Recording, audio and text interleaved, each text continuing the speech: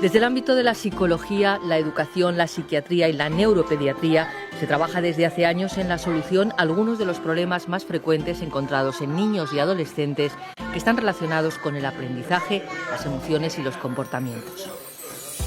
Un campo que tiene especial interés por parte de la Facultad de Psicología de la UNED, tanto desde el ámbito de la docencia y de la investigación como en la organización de diferentes cursos específicos y prácticos para la intervención en algunos de estos problemas. Los trastornos más frecuentes en la infancia y en la adolescencia pueden tener, se puede decir, dos caras, una la parte emocional y otra la parte conductual. Dentro de los trastornos de las emociones, los más frecuentes son la ansiedad y la depresión. Pero también abundan los trastornos conductuales, entre ellos podemos destacar, por ejemplo, la hiperactividad. O el trastorno perturbador en la infancia, que también tiene sus connotaciones específicas. Estos trastornos tienen también un bagaje genético y un bagaje ambiental, y desde la psicología lo que se pretende es averiguar cuáles son las pautas que desde la familia y desde la escuela podemos aplicar para abordar este tipo de problemas. Ansiedad, fobias y miedos, depresión, trastorno por déficit de atención e hiperactividad no son exclusivos en los niños, pero en cualquier caso sus efectos pueden ser graves y la importancia del diagnóstico y las terapias tempranas fundamental. Para cada problemática tenemos pautas diferentes, por ejemplo, muchos padres se preguntan cuando ven a un niño triste, mi hijo está depresivo, ¿la depresión en el niño existe o no? ¿O es un problema específico de la etapa adulta? Entonces, aparte del diagnóstico de depresión, se puede decir que podemos crear un ambiente que al niño le favorezca la autoestima, que le dé confianza en sí mismo, ayudarle a resolver sus problemas, de tal manera que la depresión, por ejemplo, en este caso que estamos citando, deje de ser, se puede decir, algo que acompañe la vida del niño de forma cotidiana. También es verdad que cuando los problemas emocionales, como la depresión o la ansiedad, se desbordan, ya no vale con unas pautas que se puedan aplicar en casa, sino que ya hay que contar con la ayuda de un profesional. Ir al psicólogo y tratar este problema ya de forma más terapéutica. Los síntomas de unos y otros problemas pueden confundirse o aparecer combinados, lo que en términos clínicos se conoce como comorbidad. El diagnóstico, por ello, debe ser muy preciso. Uno de estos trastornos de diagnóstico complejo es el déficit de atención e hiperactividad. La investigación en este problema conductual, que se presenta con diferentes niveles de gravedad, se ha incrementado desde hace unas décadas. Básicamente, este trastorno consiste en una constelación de síntomas de desatención y una constelación de síntomas de hiperactividad e impulsividad. El diagnóstico puede ser triple. Puede haber predominio desatento, cuando los síntomas de desatención son predominantes, cuando hay 6 o más de desatención, pero menos de 6 síntomas de hiperactividad e impulsividad. A su vez hablamos de predominio hiperactivo, cuando hay predominio de los síntomas de hiperactividad e impulsividad, es decir, más de 6 y menos de 6 de desatención. Y cuando tenemos más de 6, tanto de desatención como de hiperactividad e impulsividad, hablamos del tipo combinado o mixto. Los síntomas nucleares son de desatención. El niño está atento, está distraído, no atiende la tarea, no atiende los deberes, no atiende las instrucciones que se le dan. En el espectro de la hiperactividad podemos ver que el niño se mueve mucho, que interrumpe, que se cuela en la fila, que molesta a los de al lado. Básicamente esto es lo que definiría los síntomas nucleares. Esto evidentemente puede tener mayor o menor nivel de gravedad y es cuando pasa a unos determinados niveles de disfunción cuando hablamos de trastorno. Es decir, trastorno es algo que trastorna. Si el déficit de atención o hiperactividad no trastorna la funcionalidad del niño, entonces no podemos hablar del trastorno. Estos síntomas deben producirse en más de un ambiente, por ejemplo, entorno familiar y escolar, para descartar que un determinado ambiente sea el problema. En cuanto a las causas del trastorno por déficit de atención e hiperactividad, las investigaciones más recientes hablan de un predominio del factor genético sobre el ambiental. encontramos que hay una concordancia entre el 50 y el 80% del trastorno en gemelos monocigóticos, lo que nos lleva a concluir que claramente la varianza viene explicada sobre todo por factores genéticos. Una interesante línea de investigación en la actualidad es la importancia de los factores epigenéticos, que son aquellas variables bioquímicas que influyen en la expresión de los genes, ¿de acuerdo? Y que no afectan a las cadenas de ADN en sí mismas. Y posiblemente dentro de esta varianza genética una parte importante se deba a los factores epigenéticos, ¿verdad? Más allá de los factores genéticos y epigenéticos, pues las causas del trastorno serían de carácter ambiental, por ejemplo, perinatales. Las causas perinatales en la actualidad tienen menos importancia o se les está dando menos importancia en función de los resultados de la investigación que hace unos cuantos años. Los niños y adolescentes sufren también otros trastornos que no se consideran conductuales, sino emocionales, algunos de los cuales, como la fobia social, que pertenece al grupo de los trastornos de ansiedad, se está incrementando también en la población adulta. Los trastornos incluidos en la familia de la ansiedad, como fobias simples, fobias sociales, ansiedad generalizada, pánico, etc., afectan a más del 30% de la población adulta y al 17% de niños y adolescentes. En general presentan características comunes. Solo el denominado trastorno de ansiedad de separación es específico en niños y jóvenes, con una prevalencia de algo más del 5% en esta población. Es uno de los más frecuentes después de la fobia social. El trastorno de ansiedad de separación es un trastorno en el cual el niño presenta temor a la separación de los padres, de la casa, donde están los padres, etcétera, y presenta una sintomatología, es decir, diversa, ¿no?, de varios síntomas para su diagnóstico. Entonces, el niño puede tener una sintomatología somática, va al colegio y vomita. Esto es muy típico en estos niños, o no quiere ir, va al colegio y vomita, va la madre, toda preocupada porque le llaman del centro y lo trae a casa, lo lleva a casa. Entonces, en casa, claro, no tiene manejo de habilidades comunicativas, manejo de habilidades de contingencias de reforzamiento, que es lo que hay que enseñarle, para saber qué es lo que tiene que reforzar y lo que no. Y entonces la madre, con todo su buen corazón, etcétera, porque quiere muchísimo al niño, pues le mima, le cuida, le prepara otro desayuno, le da juguetes. Entonces está reforzando esa conducta. Entonces eso es lo que no se debe hacer, es decir, que entonces nosotros le damos pautas de extinción, por ejemplo, en ese caso. Como en otros trastornos, en la ansiedad intervienen factores genéticos, que son los que explican el 30% de la sintomatología. Pero hay otros factores de carácter constitucional y ambiental que hacen al niño y al joven más vulnerables. Lo que son los factores constitucionales, yo destacaría como, en primer lugar, uno de los más importantes es lo que se llama la inhibición conductual, son los niños inhibidos. Entonces esto se detecta, es decir, hay un perfil para detectar a estos niños, ¿no? Estos niños cuando son bebés, pues son unos niños muy exigentes, muy irritables, muy quisquillosos, ¿no? Ya siendo bebés ya se pueden notar, ¿no? Cuando ya empiezan a caminar, son más tímidos y presentan mayor ansiedad, más temerosos, más miedo. En situaciones nuevas, cuando aparecen situaciones nuevas son mucho más retraídos, con mucho más miedo. Y cuando están ya en el ámbito escolar, pues también son niños más callados, más introvertidos, etcétera. Entonces esta inhibición conductual se ha visto que es responsable, que explica muchas veces pues la facilidad con que los niños por otras vías adquieren miedos, etcétera, etcétera, trastornos de ansiedad diversos. Hay muchos estudios sobre esto como factor de vulnerabilidad. En los últimos años se han descubierto otros factores constitucionales que son de carácter más específico, como la variable sensibilidad a la ansiedad, que se ha mostrado predictoria de la evolución del trastorno.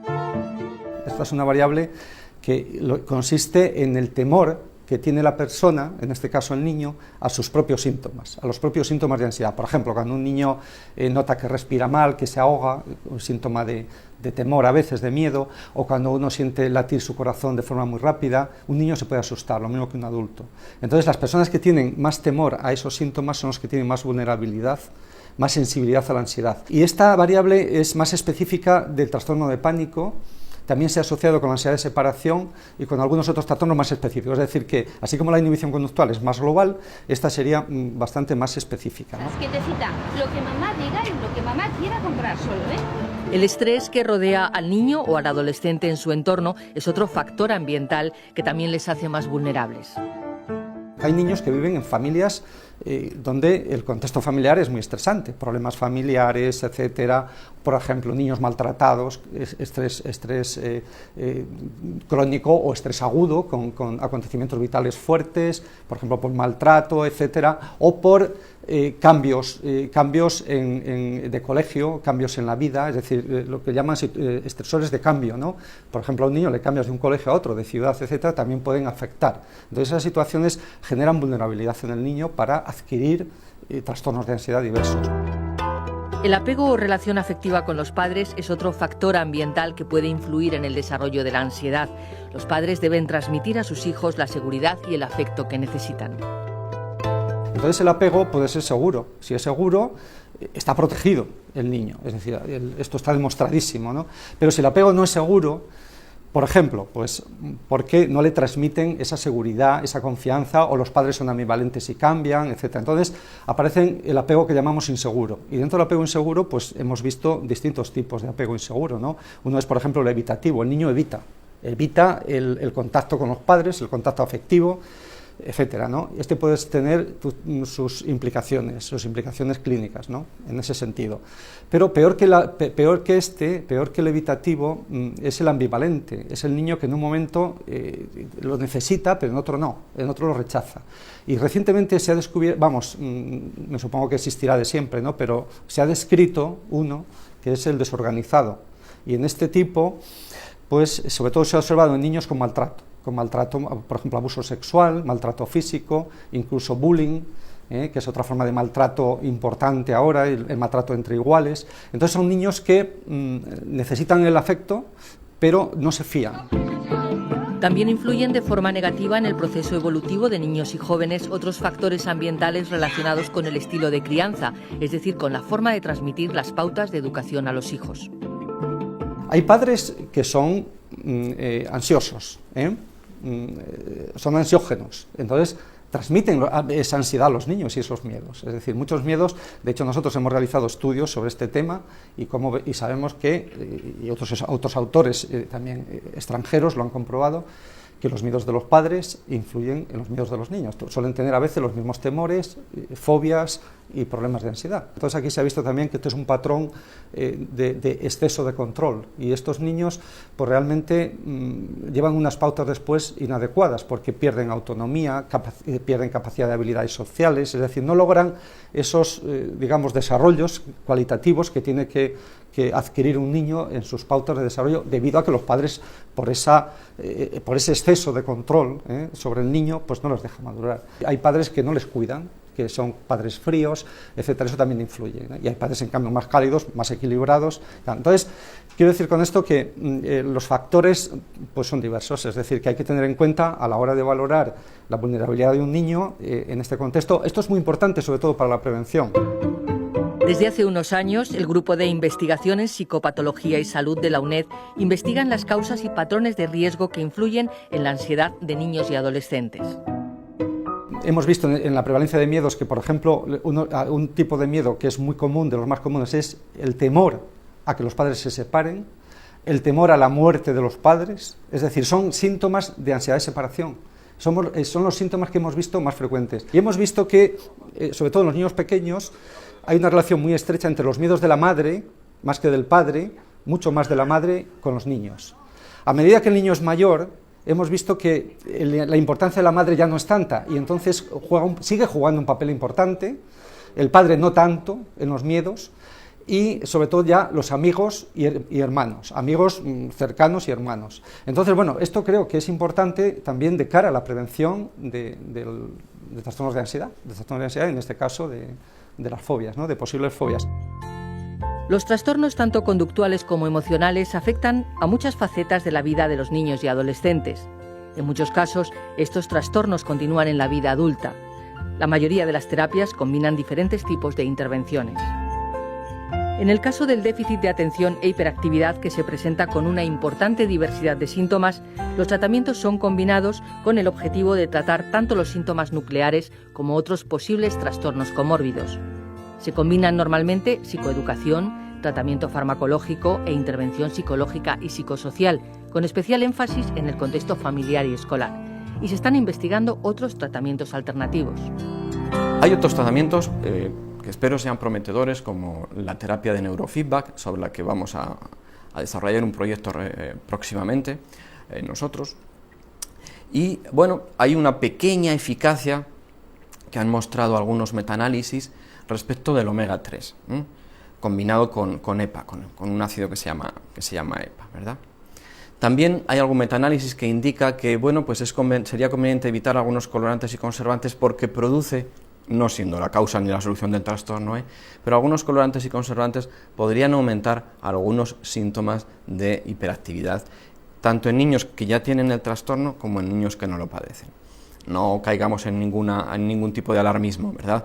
No se trata de que la causa del trastorno sean estos colorantes o conservantes, ni tampoco podemos afirmar que el efecto sea muy grave, pero sí que parece que producen un pequeño efecto negativo. ¿Y qué tal el día de hoy? También en el ámbito de los problemas emocionales, como los relativos a la ansiedad, se investigan técnicas que faciliten la extinción del trastorno. El tratamiento de una sola sesión es uno de los más novedosos.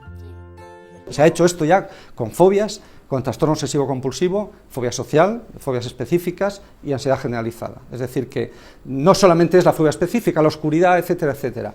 Y entonces es utilizar un antibiótico, se llama C-cicloserina, que se administra antes de la extinción, y entonces eso facilita la extinción, hace que sea más rápida y mejor. Este fármaco es mucho mejor, es menos perjudicial para el niño que cualquier fármaco de los que se dan, que cualquier psicofármaco. En el ámbito de la psicología toma cada vez más fuerza el papel de la familia y de la escuela, que están mostrando ser más eficaces que la psicoterapia individual, no solo en el caso del trastorno por déficit de atención e hiperactividad, también en los trastornos emocionales como la ansiedad.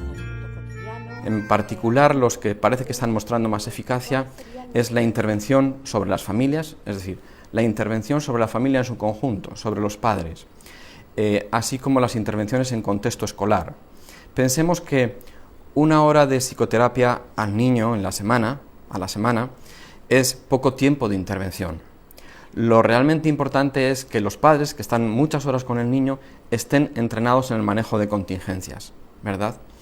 Y en el entrenamiento en habilidades sociales para el niño. Del mismo modo, las horas que el niño está en el colegio son muchas más que las que puede estar con un psicólogo, pongamos por caso 1 o 2 por semana. Un moderno formato de intervención son los campamentos de verano, en los que además de clases de repaso y actividades de ocio, existen talleres de habilidades sociales, existen talleres de solución de problemas, y todo ello, ¿verdad?, sumergido en un marco terapéutico en el que los monitores manejan las contingencias adecuadas para entrenar al niño a modificar sus conductas. Es importante trabajar en el refuerzo de factores positivos o protectores, sobre todo de la ansiedad, como la resiliencia, es decir, la capacidad para superar experiencias problemáticas, la autoestima o el apoyo social y, en definitiva, en la inteligencia emocional. En los niños es importante jugar con imaginaciones emotivas. Esto no se utiliza tanto en el adulto. Imaginación emotiva es, por ejemplo, pues para hacer ciertas exposiciones, utiliza un héroe, Superman, Batman, y el niño ya deja de tener miedo. Un niño que tiene miedo a la oscuridad, pero que tiene a Batman con él, y además Batman le nombra a su comisario, ese niño se va a dormir aunque sea oscuro. Entonces, es decir, nosotros tenemos que utilizar estas estrategias. Hay algunos programas parecidos, como el de Kendall sobre el gato valiente, o que se las arregla, o habilidoso, como dicen algunos. En fin, el jugar también con animales, con la imaginación del niño, que es muy poderosa y es muy importante. Por ejemplo, cuando a un niño le contamos un cuento, si vamos un poquito más allá y le decimos, ¿cómo crees que se sentía el personaje de este cuento? ¿Qué crees que está pensando la persona con la cual estamos hablando? A la hora de ver una película es muy importante también sentarnos al lado de nuestros niños y comentar cosas sobre la película que estamos viendo. No simplemente estar ahí como un invitado de piedra al lado del niño. Leer cuentos juntos, comentar lo que ha pasado a lo largo del día. Cuando te diga el niño que ha discutido con fulanito en el cole, y por qué, y cómo te has sentido, y por qué crees que ha sido. Ayudar a todo este tipo de reflexión. La inteligencia emocional ayuda al niño y al joven a comprender sus emociones y a controlarlas. Conocimiento de uno mismo, control de las emociones, de las gratificaciones, comprensión de los otros y hacia los otros son las habilidades, las competencias que se relacionan con el concepto de inteligencia emocional. Va en una especie de escala. Si no nos comprendemos a nosotros mismos, si no comprendemos nuestras emociones, difícilmente podemos comprender las emociones de la persona que tenemos enfrente. Si no sabemos identificar una emoción, difícilmente la podemos controlar. Si no controlamos las emociones, no sabremos esperar las gratificaciones, no sabemos demorar las gratificaciones.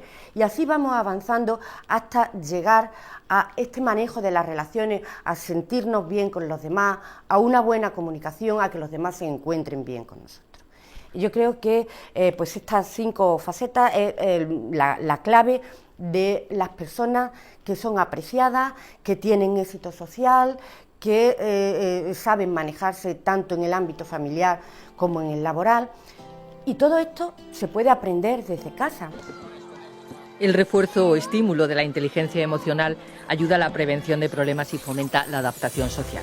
Hay técnicas educativas, estrategias para fomentar esta inteligencia emocional en el ámbito educativo que se aplican tanto durante el aprendizaje académico como en las tutorías. Se trataría, por ejemplo, de indagar lo que está ocurriendo en clase o facilitar las habilidades de comunicación. Se puede hacer a través de juegos o de programas diseñados específicamente para ello.